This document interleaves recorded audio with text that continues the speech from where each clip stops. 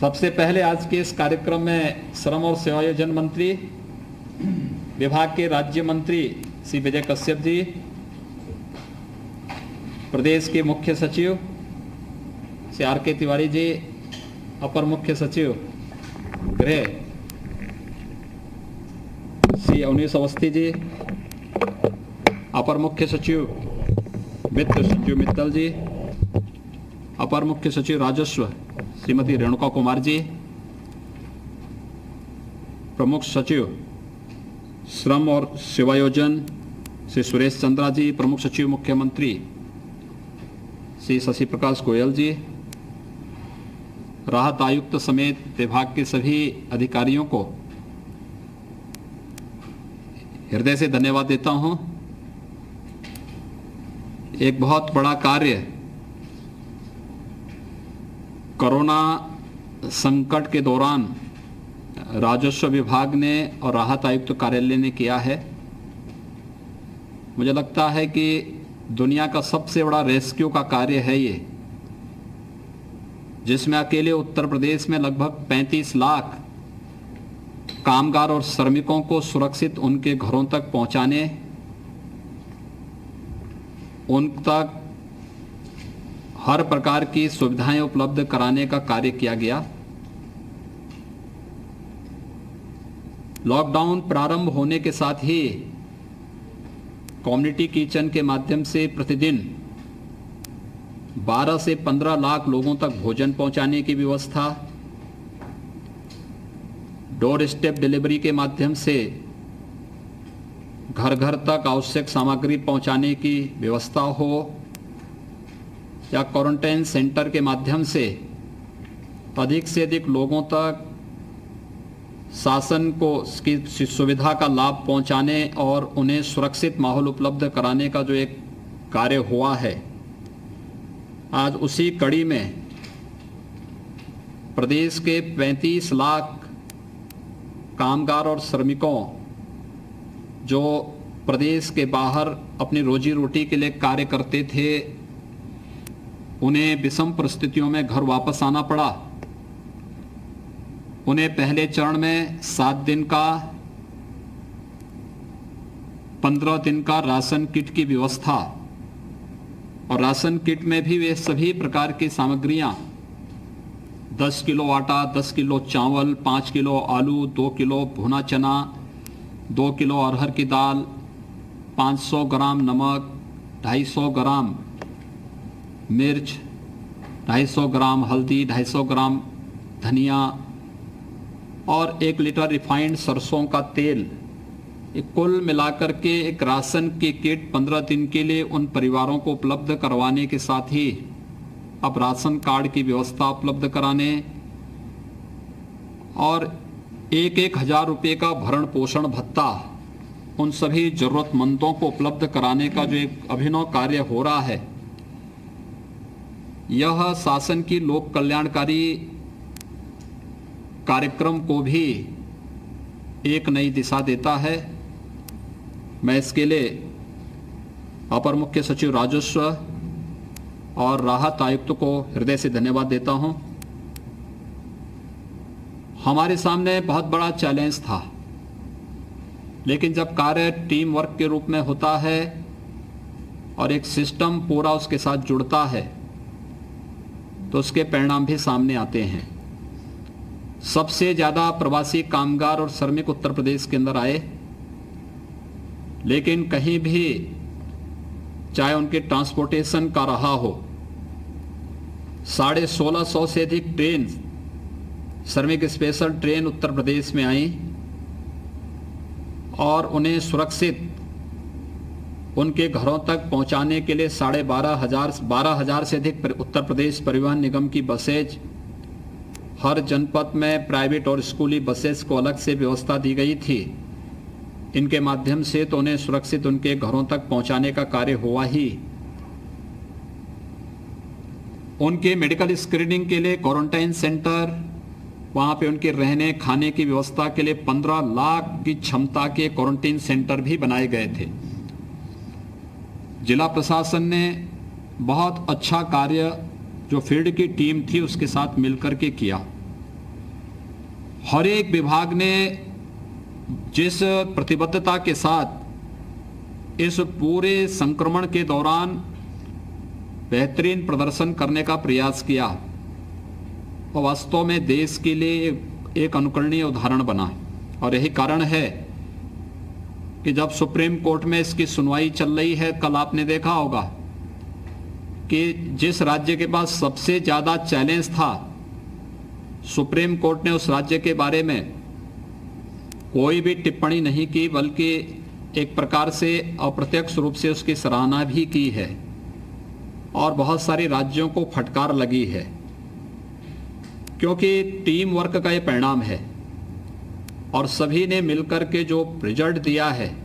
आज उसका परिणाम है कि हम एक सुरक्षित स्थिति में अपने आप को पाते हैं। आज हम सब का ये दायित्व बनता है कि प्रदेश में जितने भी प्रवासी कामगार और श्रमिक आए हैं, इन सब को अब हम रोजी रोजगार के साथ जोड़ सकें। और बहुत सारे जनपदों ने, पहले राजस्व विभाग ने स्किल मैपिंग का कार्य इनका किया,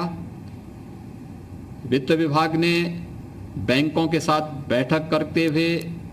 इन लोगों के रोजगार और इनके स्वावलंबन के लिए कार्य योजनाएं तैयार की, और जनपद स्तर पर पूरी मुस्तैदी के साथ इन सब को उनके रोजी रोजगार के साथ जोड़ने की कार्रवाई भी प्रारंभ कर दी। कहीं जॉब कार्ड बनाए गए हैं,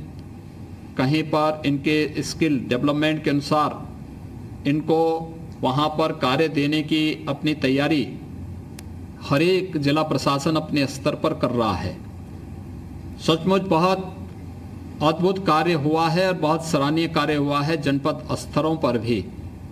क्योंकि मुझे तो इधर बीच में कुछ जनपदों में जाने का अवसर प्राप्त हुआ था और मैंने पब्लिक जो फीडबैक लिया उसके माध्यम से पब्लिक ने इसको बहुत सराहना की कि वास्तव में जिस मुस्तैदी के साथ प्रशासन ने इस पूरे जो डिजास्टर के दौरान, आपदा के दौरान कार्य किया है, वह मुझे लगता है कि हम सब के सामने एक नई मिसाल प्रस्तुत करता है। आज जब हम लोग प्रदेश के 35 लाख प्रदेश में आए हुए प्रवासी कामगार और श्रमिकों को उनके भरण पोषण के लिए रुपया 1000 की राशि उनके खाते में भेज रहे हैं, इस श्रमिकों के कल्याण के लिए शासन की प्रतिबद्धता को दोहराता है। और इसीलिए मेरे साथ आज यहाँ पर श्रम और सेवायोजन मंत्री श्री स्वामी प्रसाद मौर्य जी भी हैं, राजस्व विभाग के राज्य मंत्री श्री विजय कश्यप जी भी हैं, श्रम और सेवायोजन मंत्रालय ने पहले से ही श्रमिकों के कल्याण के लिए अपनी अनेक योजनाएं प्रारंभ की हैं। कल ही हम लोगों ने श्रमिक विद्या मानधन योजना को प्रारंभ किया है। इससे पहले 18 जनपदों में 18 कमिश्नरी में अटल आवासीय विद्यालय के माध्यम से श्रमिकों के बच्चों के लिए आवासीय विद्यालय बनाने, उन्हें सुरक्षित माहौल देने और जीवन में आगे बढ़ने के लिए सुनहरा अवसर उनके सामने प्रस्तुत करने का भी एक व्यापक कार्य योजना आगे बढ़ाई है श्रम विभाग ने। श्रमिकों के बच्चों के बालिकाओं की शादी के लिए एक व्यापक कार्य योजना के साथ पहले से ही श्रम विभाग कार्य कर रहा है। तो प्रदेश में रह रहे या प्रवासी कामगार और श्रमिकों को हर हाथ को काम मिल सके, व्यापक पैमाने पर रोजगार सृजन की एक व्यापक कार्य योजना को भी अभी श्रम विभाग आगे बढ़ा रहा है और इसके लिए एक आयोग के गठन की प्रक्रिया भी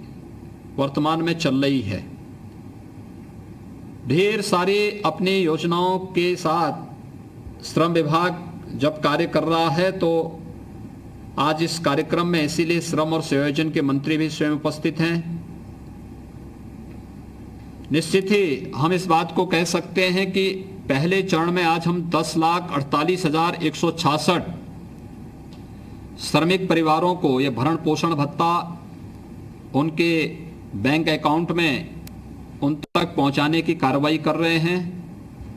और हमारा प्रयास होगा कि जितनी जल्दी उनकी स्किल मैपिंग और उनके बैंक अकाउंट शासन को प्राप्त हो जाएंगे, उतनी जल्दी उनके बैंक अकाउंट में हम लोग धनराशि उन्हें उपलब्ध करवा देंगे। मैं इस बात के लिए धन्यवाद दूंगा वित्त विभाग को भी, अपर मुख्य सचिव वित्त को, कि अब तक उन्होंने और पूरी सरकार ने मिलकर के प्रदेश के अंदर लगभग 34 लाख, श्रम विभाग के साथ मिलकर 34 लाख से अधिक विनिर्माण श्रमिकों के खाते में अलग से धनराशि उपलब्ध कराई है, जिसमें से 19 लाख ऐसे हैं जिन्हें दूसरी बार भरण पोषण भत्ता उपलब्ध हुआ है। यह राशि इससे इतर है, इससे अलग है। लगभग 14 लाख परिवारों को अब तक राशन किट अलग से उपलब्ध कराया जा चुका है। और यही नहीं, एक सप्ताह के लिए भी राशन किट की व्यवस्था की गई थी, इसमें भी 3 लाख से ज्यादा लोगों को यह सुविधा अब तक उपलब्ध कराया जा चुका है। हमारा प्रयास है कि जिनके पास राशन कार्ड नहीं उन्हें तत्काल राशन कार्ड उपलब्ध कराया जाए, जिनको राशन किट अब तक उपलब्ध नहीं हो पाई उन्हें राशन किट उपलब्ध कराया जाए, और जो लोग बच गए हैं उन सभी लोगों को जिन्हें अब तक भरण पोषण भत्ता नहीं मिल पाया था, उन्हें भरण पोषण भत्ता की राशि तत्काल उनको उनके खातों तक पहुंचाने की व्यवस्था कर दी जाए, या अवशेष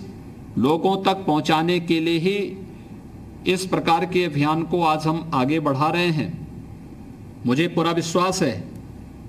कि जिस मुस्तैदी के साथ शासन स्तर पर ये सभी कार्य सभी संबंधित विभागों के द्वारा प्रारंभ किए गए हैं, इसका लाभ हर एक प्रदेशवासी को मिला है। प्रवासी कामगार और श्रमिकों ने इस चीज को महसूस किया कि उत्तर प्रदेश में आने के साथ ही उनको अपनापन भी महसूस हुआ होगा। हर क्षेत्र में पानी की व्यवस्था, हर एक स्थल पर भोजन की व्यवस्था,